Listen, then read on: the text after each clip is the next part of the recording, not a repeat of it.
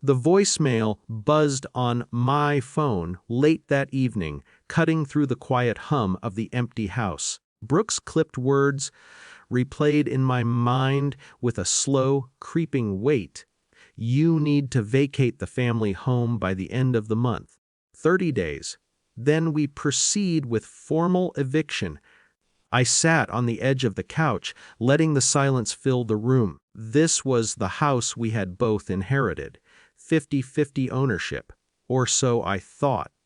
My mind kept running the numbers, the memories, shared history that now felt like a stranger's story. The next morning, I found myself staring at the property records online, expecting the mistake to be obvious. It wasn't. The quitclaim deed transferring my half to her was real, signed 2 months ago. Except I never signed it. I called the lawyer, trying to keep my voice steady. Every word was careful, deliberate, measured. Authority became a tangible presence, a concrete counterweight to the betrayal. They assured me there were ways to challenge it, but first I had to accept the reality that my trust had been quietly, decisively broken. Memories of childhood dinners surfaced unbidden, the laughter around the kitchen table, minor disputes about chores, the small lies that never mattered then but now formed a tapestry of unease. Each fragment of the past seemed tinted with shadows I hadn't noticed before. Brief exchange with Brooke over text felt like speaking through glass. Her words were polite but icy, punctuated with legal phrasing she clearly thought would intimidate me. I responded with quiet professionalism, revealing knowledge of my rights without letting emotion leak.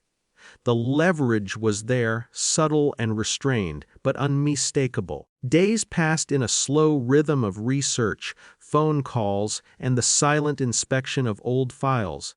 Authority intervened visibly when the lawyer sent a notice confirming my challenge to the deed. Mistakable acknowledgement that my position mattered.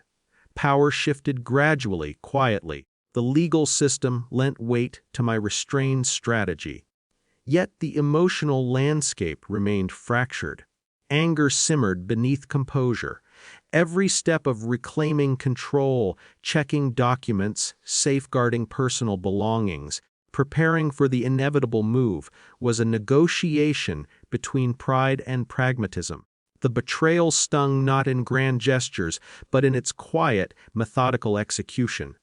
Brooke's response was measured but tense. Minor errors in her communication hinted at cracks, though she retained her own form of power. I watched, silently calculating, aware that the external shift, the lawyer-mediated assertion of my rights, had been achieved. Internal reconciliation was still unfolding. As the end of the month approached, I began organizing my departure, not in defeat, quiet vigilance.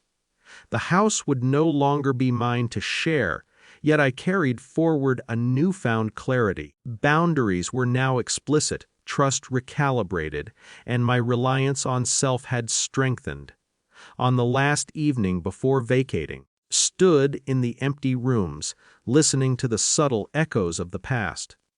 The authority of law had intervened, external consequence had been realized, and yet the emotional landscape remained nuanced, a mixture of resignation, caution, slowly emerging sense of self-possession. I left without confrontation, without triumphal gestures. The betrayal lingered. Balance of power had quietly shifted. In the silence, I understood something that no legal document could ever grant: clarity, dignity, and the careful vigilance that comes from surviving the unraveling of trust.